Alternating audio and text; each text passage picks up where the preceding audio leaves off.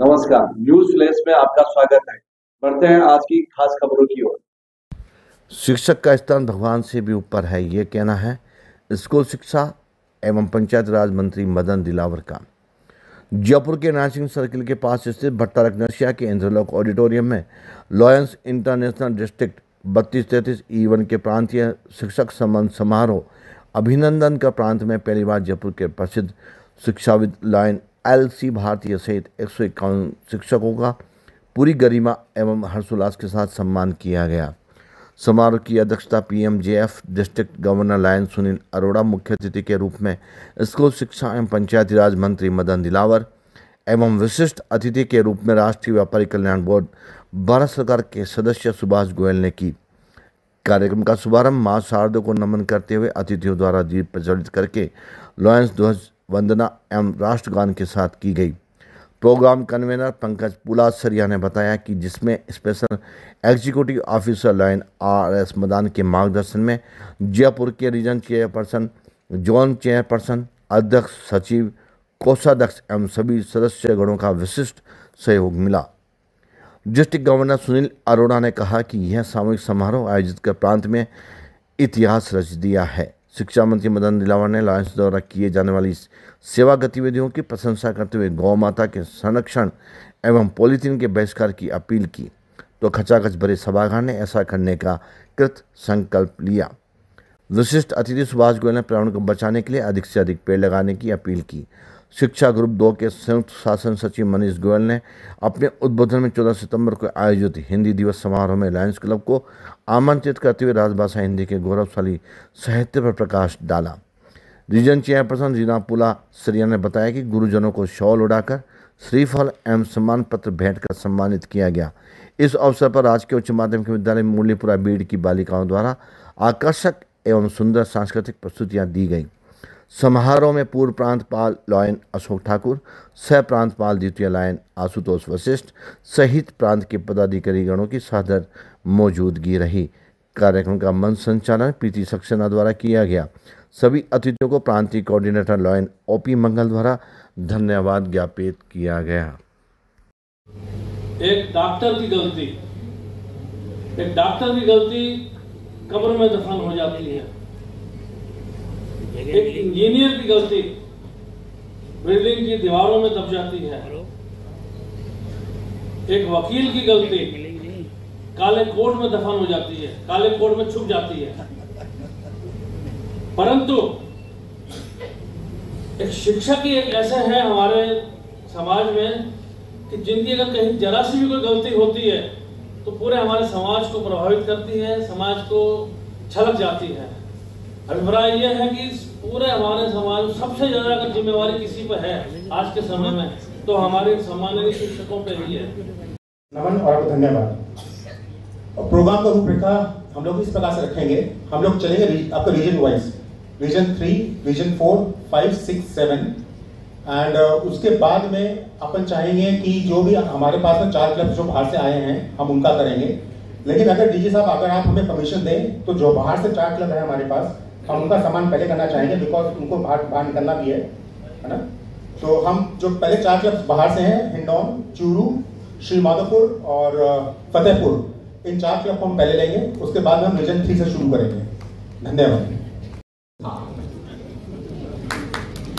बहुत क्यूट था साहब। अच्छा, और मेरी प्रथम गुरु मेरी माता जी ने आज तक जब तक वो जीवित रही उन्होंने मुझे कभी डांटा नहीं, कभी मारा नहीं, बट संस्कार ऐसे दिए कि मैंने समाज के लिए भी, घर के लिए भी हर लेवल पे आके काम किया। उसके बाद पत्नी ने भी, जब पत्नी मिली तो पत्नी ने भी कहा आप घर भी संभालो और समाज में भी काम करो। ऐसे ही शिक्षक भी हमारे समाज को बढ़ाने का काम करते हैं। आप लोगों को सब कोटि कोटि धन्यवाद देता हूँ, बधाई देता हूँ। और मुझे विश्वास है कि जैसे जैसे टाइम जाएगा ऐसे अच्छे लीडर्स आएंगे, समाज का अच्छा काम होगा, ऐसा मेरा मानना है। Thank you so much. जय हिंद, जय लाइनबाग, राधे राधे। देश के लिए हमेशा आपका मन प्यार सदैव। अभी आपने एक बहुत इनिशिएटिव लिया था जो कि हमारे राजस्थान सरकार भजन लाल जी शर्मा के द्वारा मुख्यमंत्री जी की और मदन दिलावर जी ने लिया था कि कैसे हम पर्यावरण को बचाएं। आपने देखा होगा कि इस बार कितनी भयंकर गर्मी पड़ी थी। हमको गर्मी के लिए जहाँ चौराहों पे भी तिरपाल लगा करके उसको रोकना पड़ा था, चौराहों पे पानी की व्यवस्था करनी पड़ी, शरबत की व्यवस्था करनी पड़ी। ऐसा दिन हमारे लिए आया। तो मैं आपको सबसे ज़्यादा धन्यवाद सबकी ओर से देना चाहता हूँ कि आपने पर्यावरण को बचाने के लिए वृक्षारोपण का एक अभियान शुरू किया, जो अमृत पर्यावरण महोत्सव के रूप में आपने चालू किया। और उसके लिए धन्यवाद देना चाहूँगा कि पूरे वर्ल्ड रिकॉर्ड आपने 7 अगस्त को एक साथ 7 करोड़ पेड़ लगा करके किया, उसकी ओर से भी मैं आपको बहुत बहुत धन्यवाद। साथ ही इंटरनेशनल क्लब को भी देना चाहूँगा कि आपके द्वारा इसमें सबसे प्रथम पहली बार आपकी जब वहाँ मीटिंग हुई थी, उस मीटिंग में आपने कहा था कि हम जयपुर ही नहीं संपूर्ण राजस्थान में वृक्षारोपण का काम करेंगे, जो आपने करके दिखाया। और आज इस वर्ल्ड रिकॉर्ड जो तोड़ने में आपकी सहभागिता रही, इसके लिए भी मैं आपके पूरे क्लब को बहुत बहुत धन्यवाद। दूध पीना तो पसंद करते हैं, लेकिन गाय रखना पसंद नहीं करते। गाय रखना पसंद नहीं करते, जबकि हमारे पूर्वजों ने कहा कि कोई भी मांगलिक काम होगा तो गौमूत्र के बिना काम नहीं चल सकेगा।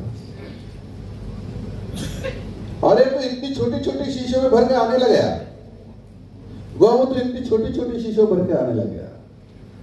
और लाते हैं, बड़े शान से लाते हैं, गौमूत्र है क्या नहीं कोई पता नहीं, लेकिन बहुत खुश होते हैं हमने गौमूत्र का छिड़काव कर दिया। जब गौमूत्र का छिड़काव करने से आप खुश होते हैं तो फिर गौ माता के आने से दुखी क्यों होते हैं, ये आपको सोचना चाहिए ना, क्यों होते हैं। आज सबसे प्रार्थना कर रहा हूं मैं कि जिसके भी मन में गौ माता के प्रति सकारात्मक भाव नहीं है, गौ माता जो उनको गंदी लगती है, गौ माता अच्छी नहीं लगती है, गौ माता परेशानी के कारण लगती है, तो मैं सोचता हूं ये अच्छा नहीं है।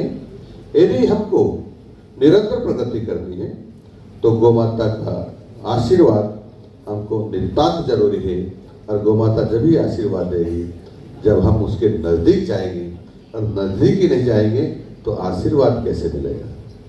रियली मैं अप्रिशिएट करता हूँ, कई बातें उन्होंने ऐसी कही जो आज के टाइम में हमें जीवन में सार्थक करने जैसी हैं।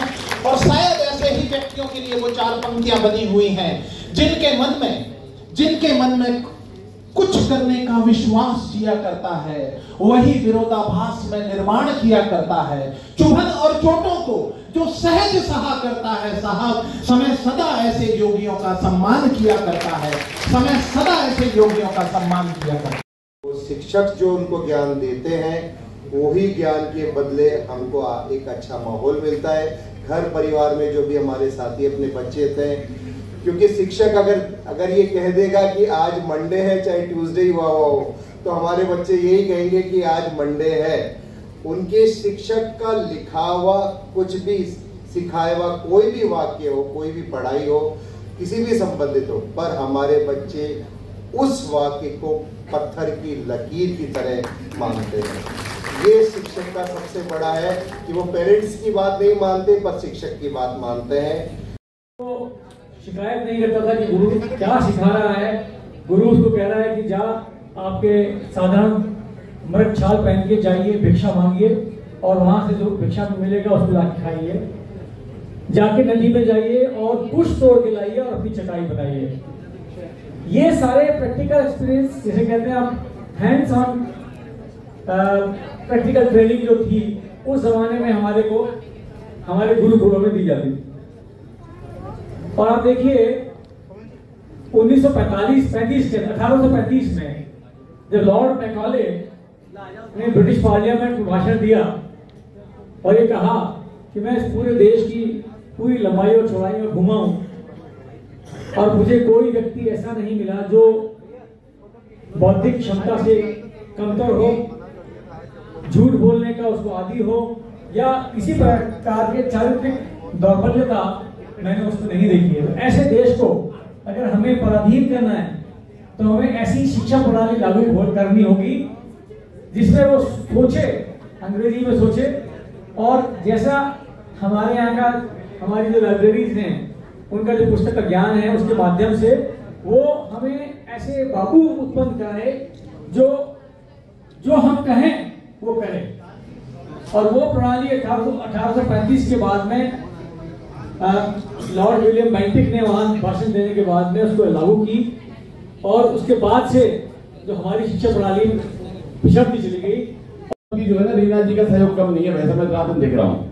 रीना जी और ये दोनों दंपत्ति सहित इनकी टीम, विद्याधर नगर क्लब, मदान साहब सहित प्रत्यक्ष अप्रत्यक्ष रूप से इसमें जिसका भी सहयोग रहा है उसका प्रांत 32-33 ईवन की तरफ से बहुत बहुत धन्यवाद, साधुवाद।